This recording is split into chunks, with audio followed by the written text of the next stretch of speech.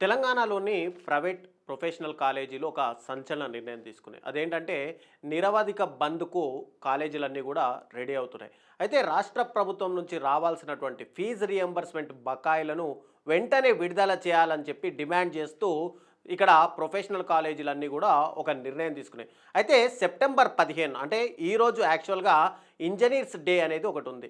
ఈ engineers day రోజే ఆ రోజును బ్లాక్ డేగా ప్రకటిస్తూ engineering, pharma, nursing, MBA, MCA సహా వృత్తి విద్యా కాలేజీలు ఏవైతే ఉంటాయో అవన్నీ కూడా బంద్ పాటిస్తామని చెప్పి ఉన్నత విద్యా సంస్థల ఫెడరేషన్కి ఒక తెలిపింది. అయితే ఈ క్రమంలో ఉన్నత విద్యామండలి చైర్మన్ను కలిసినటువంటి ఫెడరేషన్ నాయకులు ఈ ఫీజు రియంబర్స్మెంట్ బకాయిలు గనక వెంటనే విడుదల చేసే వరకు, రాష్ట్ర ప్రభుత్వం గనక దిగొచ్చే వరకు తాము బంద్ కొనసాగిస్తాము అని చెప్పి వాళ్ళైతే స్పష్టం చేశారు. అయితే రాష్ట్ర ప్రభుత్వము ఇప్పటికే తమకు సుమారు 10,000 కోట్ల రూపాయల ఫీజు రియంబర్స్మెంట్ బకాయిలు చెల్లించాల్సి ఉంది అని చెప్పి ఇక్కడ ఫెడరేషన్ నాయకులు కూడా స్పష్టం చేస్తున్నారు. అయితే ఈ నిధులు కనుక తక్షణమే విడుదల చేయకపోతే కాలేజీల యొక్క నిర్వహణ తీవ్రంగా దెబ్బతింటుందని, విద్యారంగం అనేది ఒక అగాధంలో పడుతుందని చెప్పి వాళ్ళందరూ కూడా ఆందోళన వ్యక్తం చేస్తున్న పరిస్థితులు అయితే ఇప్పుడు రాష్ట్రంలో నెలకొన్నాయి. అయితే ఇది ఇప్పుడే ఈ ఇష్యూ వచ్చిందా అంటే గతంలో కూడా కాలేజీలకు సంబంధించి యాజమాన్యాలన్నీ కూడా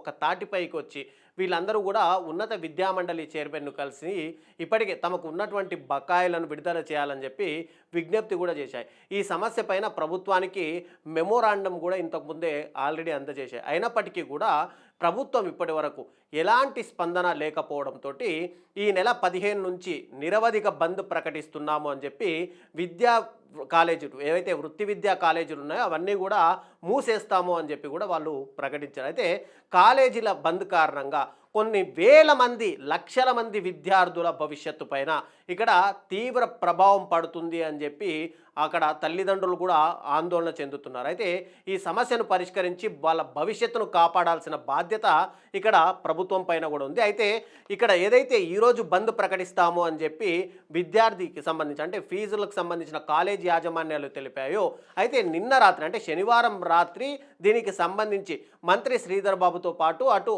బట్టి విక్రమార్క, ఆర్థిక మంత్రిగా ఉన్నటువంటి బట్టి విక్రమార్క, ఉప ముఖ్యమంత్రితో కూడా ఇప్పటికే దిశగా చర్చలు కూడా సాగిపోయాయి. కానీ ఇప్పటి వరకు కూడా ప్రభుత్వము ఎక్కడా కూడా దీనిపైన స్పష్టత ఇవ్వకపోవడంతో టోటల్గా రాష్ట్రానికి సంబంధించి మనం ఒకసారి కాలేజీల డీటెయిల్స్ చూస్తే కనుక డిగ్రీ అండ్ పీజీ కాలేజీలు దాదాపుగా ఇక్కడ 1000 కాలేజీలు ఉన్నాయి.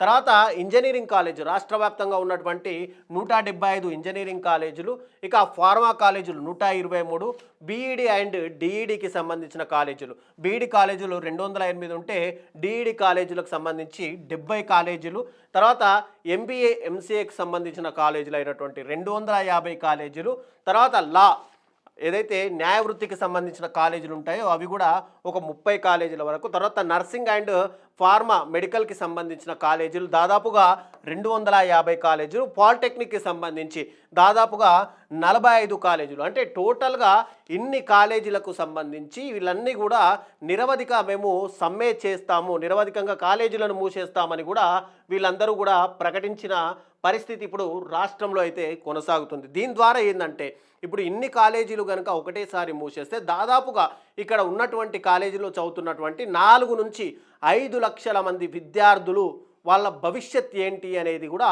ఒక ప్రశ్నార్థకంగా మారింది.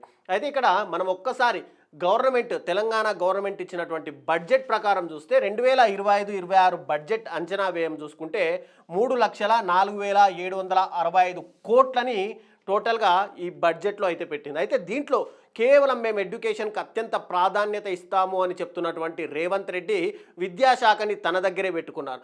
అలాంటి విద్యాశాఖకు సంబంధించి టోటల్గా ఈ ఎడ్యుకేషన్కి సంబంధించి 24,174 కోట్లు అంటే మొత్తం బడ్జెట్లో 7.9% మేము కేవలము ఈ విద్య కోసమే ఖర్చు చేస్తున్నాము అంటూ ఒకవైపు ప్రభుత్వం చెప్తుంటే ఆ 24,174 కోట్లలో స్కూల్ ఎడ్యుకేషన్కి సంబంధించి 12,601, తర్వాత హయ్యర్ ఎడ్యుకేషన్ అంటే కాలేజీలకు సంబంధించి టోటల్గా 3,643 కోట్ల రూపాయలని కేవలం మేము ఎడ్యుకేషన్ మీదే ఖర్చు పెడుతున్నామన్నాం.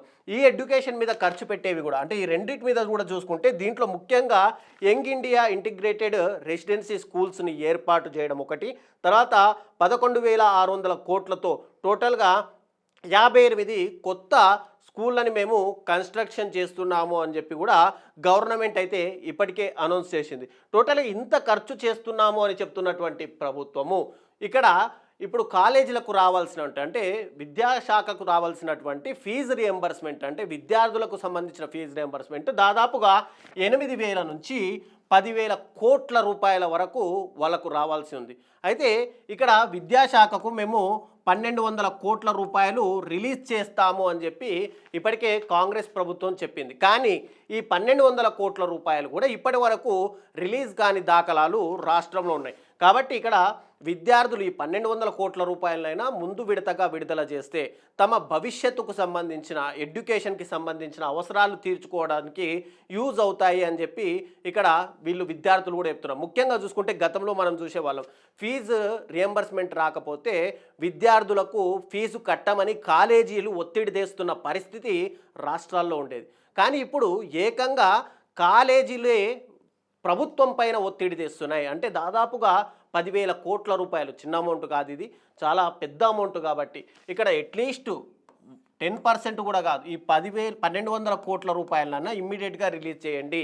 రిలీజ్ చేస్తే మాకు ఏదైతే ఫెసిలిటీస్ ఉంటాయో కాలేజీలో లెక్చరర్లకు సంబంధించిన జీతభత్యాలు ఇవ్వడం కానీ వాటన్నిటికీ కూడా ఉపయోగపడతాయని కాలేజీలు డిమాండ్ చేస్తున్నాయి. ఇక్కడ తల్లిదండ్రుల వర్షన్ మనం ఒక్కసారి వింటే తల్లిదండ్రులకు సంబంధించి ఇప్పటికే కాలేజీలో కనుక సగం సిలబసే సరిగ్గా కాలేదు అని చాలా వరకు వచ్చేసినాయి వార్తలు కూడా. ఇప్పుడు సిలబస్ కాని పరిస్థితుల్లో ఒకవేళ కాలేజీలు కనుక ఈ ఫీజు రింబర్స్మెంట్ కోసం వచ్చే వరకు కనుక కాలేజీలు మూసేస్తే తమ పిల్లల భవిష్యత్తు పూర్తిగా అగమ్య గోచరంగా మారుతుందని చెప్పి కూడా తల్లులు కూడా ఆందోళన చెందుతున్న పరిస్థితి. ఎందుకంటే వాళ్ళకు సిలబస్ కాలేదు, ఇక్కడ చెప్పుకోవడానికి ఫీజు కట్టలేదు, తర్వాత ఏదైనా అంటే థర్డ్ ఇయర్ 4th ఇయర్ వాళ్ళకు క్యాంపస్ సెలక్షన్స్ ఉంటాయి, వాళ్ళందరూ కూడా కాలేజీలో ఎగ్జామ్స్ రాయని పరిస్థితి కూడా నెలకొంది. ఈ క్యాంపస్ సెలక్షన్స్కి వెళ్ళాలన్నా ఒకవేళ ఇంటర్వ్యూలకు వెళ్ళాలన్నా కూడా ఈ సర్టిఫికేట్స్ కంపల్సరీ కావాల్సిన అవసరం ఉంటుంది. కాబట్టి వీళ్ళందరి భవిష్యత్తు కూడా ఇక్కడ ప్రశ్నార్థకంగా మారిపోయే అవకాశాలు ఉన్నాయి. మరోవైపు కాలేజీలు చెప్తున్నది ఏంటంటే మాకు గనక ఈ ఫీజు రియంబర్స్మెంట్ అమౌంట్ గనక రాకపోతే మేము కాలేజీల్లో లెక్చరర్లకు జీతాలు ఇవ్వలేని పరిస్థితి ఉంది.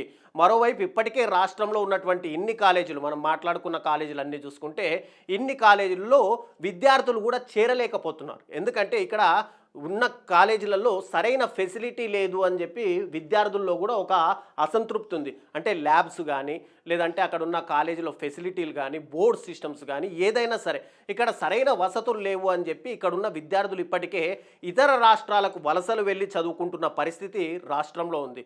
వాళ్ళు గనక ఇప్పుడు ఉన్న కాలేజీలో ఉన్న విద్యార్థులు కూడా ఇక్కడ నిరవధిక సమ్మెలు ఫీజు రియంబర్స్మెంట్ కనుక సరైన సమయంలో రాకపోతే ఉన్న విద్యార్థులు కూడా ఇతర రాష్ట్రాలకు తరలిపోతే తమ పరిస్థితి అంటే కాలేజీలు పూర్తిగా షట్ డౌన్ చేసుకునే పరిస్థితి రాష్ట్రంలో వస్తుంది. ఇక్కడ విద్యాశాఖ పూర్తిగా కనుమరుగయ్యే పరిస్థితి ఉంటుంది అని చెప్పి కూడా కాలేజీలు వాళ్ళు కూడా ఆందోళన వ్యక్తం చేస్తున్న పరిస్థితి అయితే మనకు కనిపిస్తుంది. ఇప్పటికైనా సరే ఇక్కడ కాలేజీల డిమాండ్ ఏంటంటే ఫీజు రియంబర్స్మెంట్ దాదాపు వాళ్ళకి రావాల్సినటువంటి 8 నుంచి దాదాపు 10,000 కోట్ల రూపాయలు.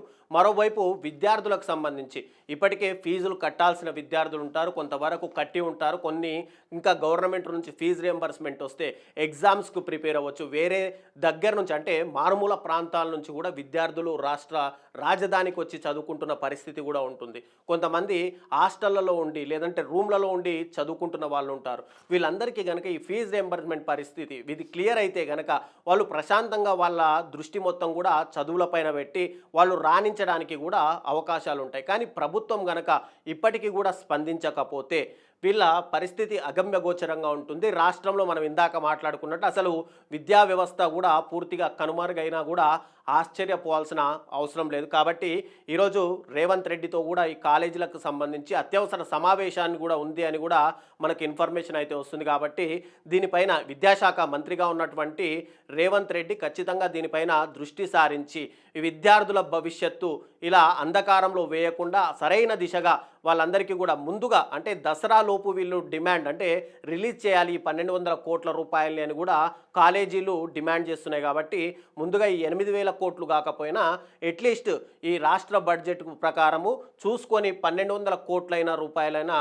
ఇమ్మీడియట్గా రిలీజ్ చేస్తే వాళ్ళందరూ కూడా చదువులపై దృష్టి పెడతారు. అటు తల్లిదండ్రుల్లో కూడా ఒక రకమైన ఆశలు మళ్ళీ చిగురించే అవకాశాలని ఇమ్మీడియట్గా ప్రభుత్వం దీనిపైన దృష్టి పడుతుంది అని చెప్పి మేము కూడా ఆశిస్తున్నాం.